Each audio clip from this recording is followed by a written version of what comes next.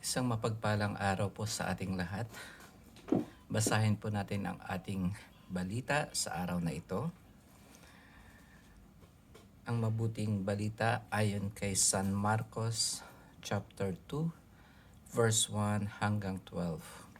Papuri sa iyo, Panginoon. Bumalik si Jesus sa Capernaum pagkalipas ng ilang araw at kumalat ang balitang siya'y nasa kanyang tahanan. Kaya't nagkatipon ang napakaraming tao, anupat wala nang matayuan kahit sa labas ng pintuan. Samantalang nangangaral si Jesus, may idinating na isang paralitikong dala ng 4 katao.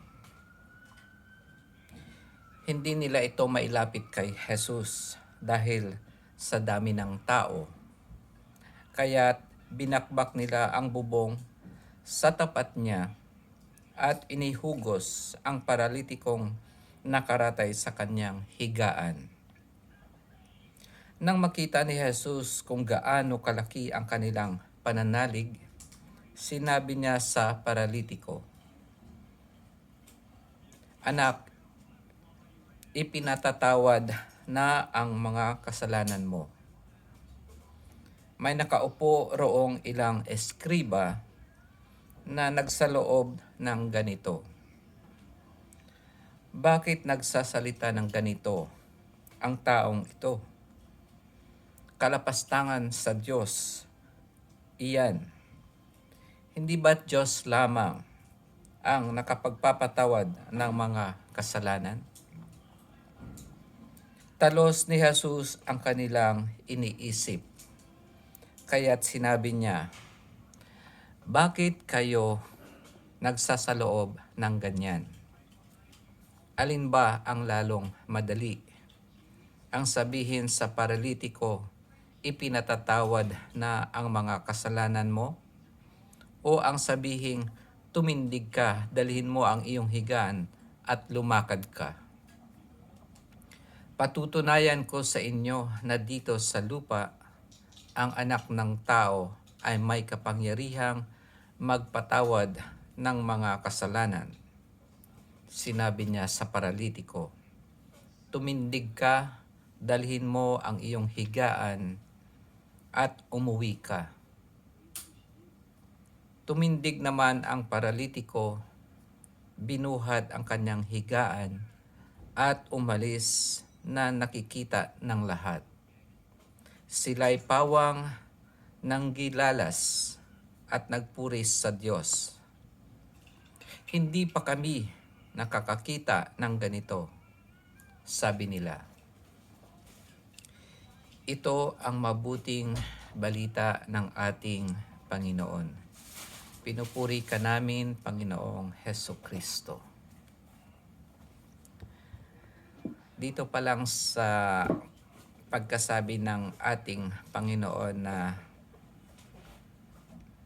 bakit kayo nagsasaloob ng ganyan, alam na nila kaagad na hindi pa karaniwang tao ang ating Panginoong Hesukristo dahil nalalaman niya kung ano ang saloobin nila. At siguro sila mismo ay nagtaka kung papaano nalaman iyon ni Jesus, samantalang hindi naman nila sinabi.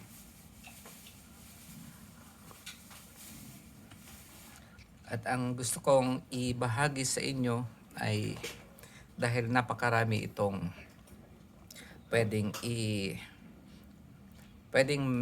mensahe sa atin ng Panginoon. Pero ang gusto ko lang ibahagi dito sa inyo ay yung pagpapatawad ng kasalanan. Sinabi ng ating Panginoon na patutunayan ko sa inyo dito sa lupa na ang anak ng tao ay may kapangyarihang magpatawad ng mga kasalanan.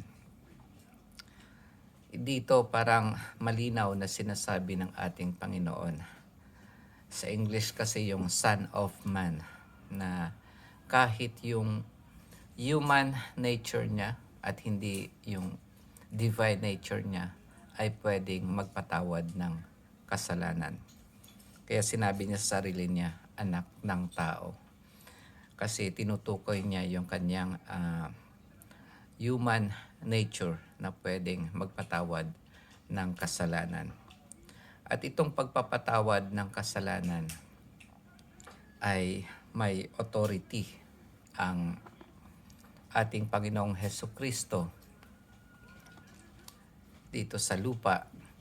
At itong authority na to ay ipinasa niya rin sa, kumbaga, dinelegate niya itong authority sa kanyang mga disciples o kaya mga apostles, ang pagpapatawad ng kasalanan.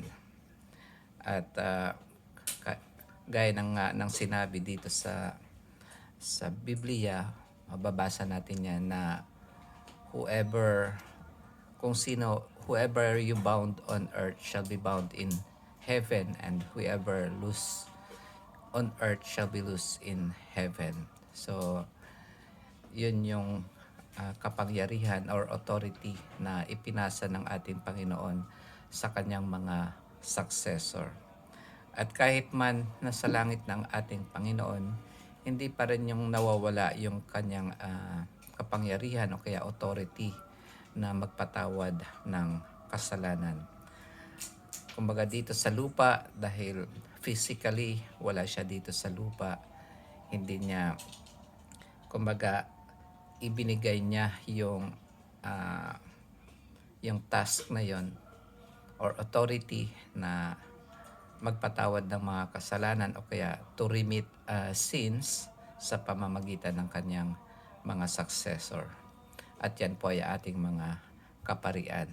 Kaya sa tuwing pumupunta tayo sa ating Sacrament of Confession o nangungumpisal, hindi po ang ating pari ang nagpapatawad niyan, kundi ang Panginoong Hesukristo. Kapag sinasabi natin ang ating mga kasalanan. Kaya ang parang dalawa yung court natin korte. Ang court natin dito sa lupa at ang court natin doon sa heaven. At kung ano man yung pinatawad dito sa court sa lupa ay ganun din pinatatawad sa court ng heaven. At mas madali actually magpatawad ng kasalanan kesa yung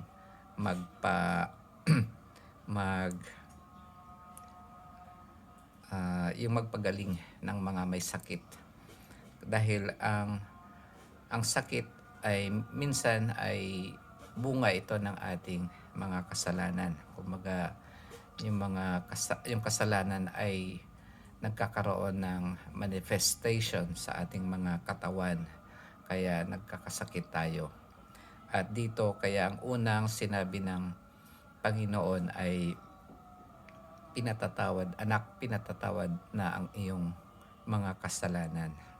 Dahil parang nililinis muna ang kaluluwa natin bago linisin ang ating katawan, physical na katawan. At kung mapapansin din natin na ang mga nagdala sa paralitiko, hindi natin alam kung ang paralitiko ay nakakapagsalita ba o hindi. Pero dito natin mapapansin na ang pananampalataya o pananalig ng ibang tao ay mayroong tulong para sa ibang tao, na kahit hindi man makapag-desisyon ang paralitiko na nandito, ay nakatulong ang kanilang pananampalataya para mapagaling itong paralitiko. So napakaganda na mensahe din sa atin na ang pagiging intercessory or prayer warrior para sa ating mga kapatid na nangangailangan ng dasal o kaya para mapagaling ang kanilang mga may sakit ay napaka-importante. So yun lamang po mga kapatid. Sana ay mayroon kayong napulot sa aking binahagi. Pagpalain po tayo lagi ng ating Panginoon. Amen.